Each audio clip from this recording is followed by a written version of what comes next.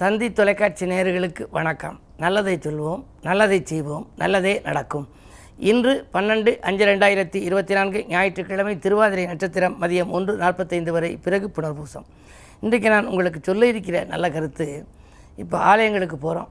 சனிக்கிழமை பார்த்தா சனி பகவான் சன்னதியில் ஒரே கூட்டமாக இருக்கும். வியாழக்கிழமை போகிறோம், குரு பகவான் சன்னதியில் ஒரே கூட்டமாக இருக்கும். ஆஞ்சநேய சன்னதியில் சனிக்கிழமை கூட்டமாக இருக்கும். இதெல்லாம் என்ன காரணம்? மக்களுக்கு பிரச்சனைகள் நிறைய வந்துடுது. பிரச்சனைகள் நிறைய வந்தால் கோயிலில் அர்ச்சனைகளும் நிறைய வரும். ஆனால் பக்திங்கிறது எப்படி இருக்குங்கிறத ஒருத்தர் அழகாக சொல்லியிருக்கிறார். அதாவது சாதத்தோடு பக்தி சேர்ந்தால் பிரசாதம்னு ஆகும். இப்போ வெறுஞ்சாதம் இருக்கு இல்லையா, நம்ம வீட்டில் சாப்பிட்டோம்னா வெறுஞ்சாதம் சோறு. ஆனால் கோயிலில் அது கொடுத்தாங்கன்னா அந்த சாதத்துக்கு பேர் என்ன? பிரசாதம் அப்படின்னு மாறுது. பட்டினியாக இருக்கும், வீட்டில் இருந்தால் நம்ம பட்டினின்னு சொல்லுவோம். அது பக்தியோடு சேர்ற போது விரதம்னு ஆகுது. இன்றைக்கு நான் விரதம் அப்படின்னு சொல்லுவாங்க. காரணம் என்னென்னா, இந்த பட்டினி பக்தி மார்க்கத்தை பரப்புகிற பொழுது அது விரதமாக மாறுகிறது. தண்ணி குடிக்கிறோம், வீட்டில் குடிக்கிற போது இது வெறும் தண்ணி, பச்சை தண்ணி குடிக்கிறோம், வெந்நீர் குடிக்கிறோம் அப்படிங்கிறோம். அதே தண்ணீர் கோயிலில் வாங்கினா தண்ணீர் தீர்த்தமாக மாறுகிறது. அது ஒரு புனிதமான தீர்த்தமாக மாறுது. சிவாலயத்தில் பார்த்திங்கன்னா வில்வ இலை தீர்த்தம் கொடுப்பாங்க. விஷ்ணு கோயிலில் பார்த்தா துளசி தீர்த்தம் கொடுப்பாங்க. என்ன காரணம்? குளிர்ச்சியை உண்டாக்கக்கூடியது வில்வம், வெப்பத்தை உண்டாக்கக்கூடியது துளசி. வாழ்க்கையில் நமக்கு தடுமன் ஜலதோஷம் பிடிச்சிருக்கா, பெருமாள் கோயிலுக்கு போனோம் அப்படின்னா உடனே சௌரியமாக இருக்குது. என்ன காரணம்னா அந்த துளசி தீர்த்தம் நம்ம குடிக்கிறோம். உடம்பு ரொம்ப ஹீட்டாக இருக்கா, சிவன் கோயிலுக்கு போகிறோம்.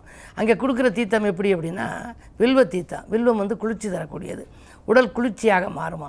கோயில் அறிவியலுக்கும் ஆன்மீகத்துக்கும் சம்மந்தப்படுத்தி அந்த காலத்திலேயே ஏற்படுத்தி இருக்கிறார்கள். கோயில் உள்ள நிகழ்ச்சிகளை பார்த்திங்கன்னா நம்முடைய ஆரோக்கியம் சீராவதற்கான நிகழ்ச்சி.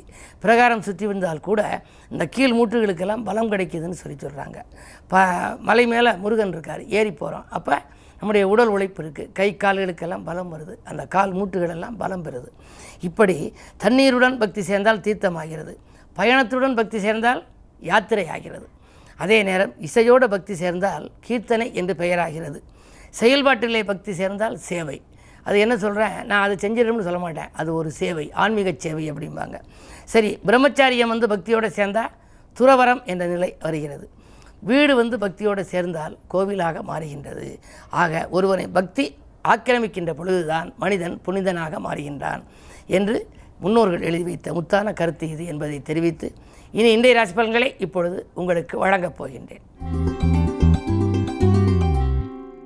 மேசராசி நேயர்களே, இன்று நன்மைகள் அதிகம் நடைபெறுகின்ற நாள்.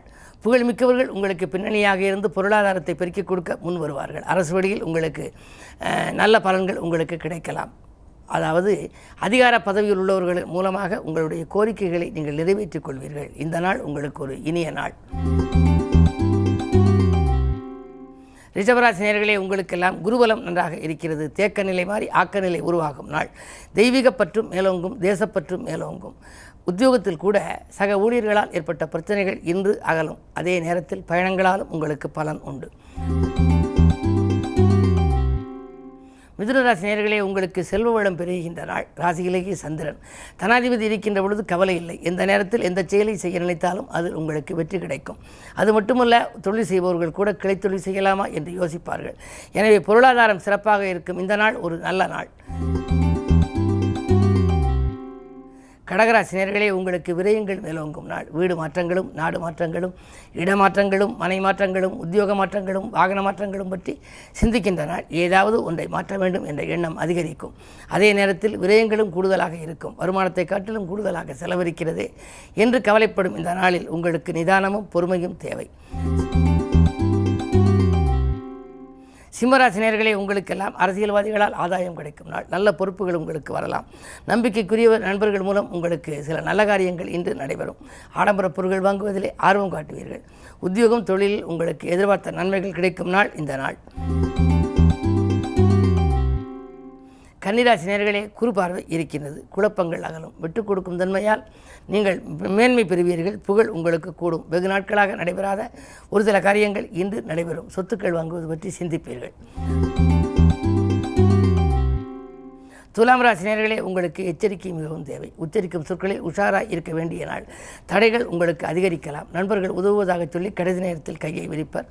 எதிலும் கூடுதல் கவனத்தோடு செயல்படுவது நல்லது. விருச்சிக ராசி நேயர்களே, உங்களுக்கு சந்திராஷ்டமம் இருந்தாலும் கூட குருவின் பார்வை இருக்கிறது. சந்திராஷ்டம நேரத்தில் குரு பார்ப்பதனாலே ஓரளவு பாதிப்பிலிருந்து அகல இயலும்.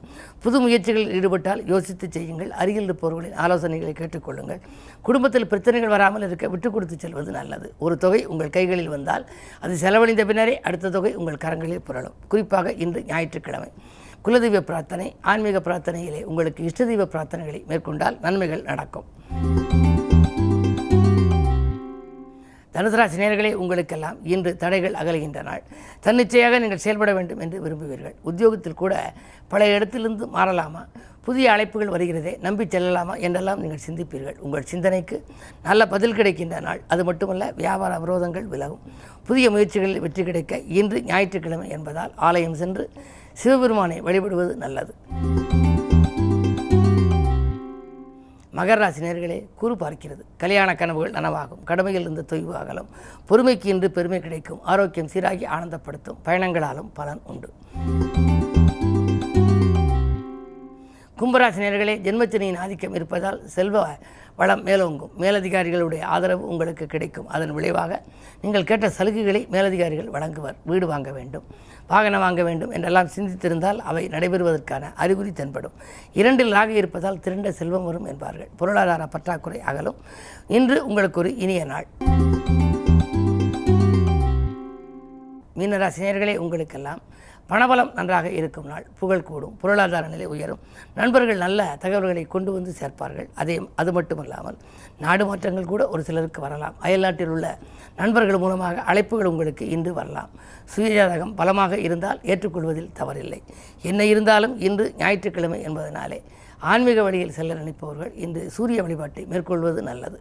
மேலும் விவரங்கள் அறிய தினத்தந்தி படியுங்கள்.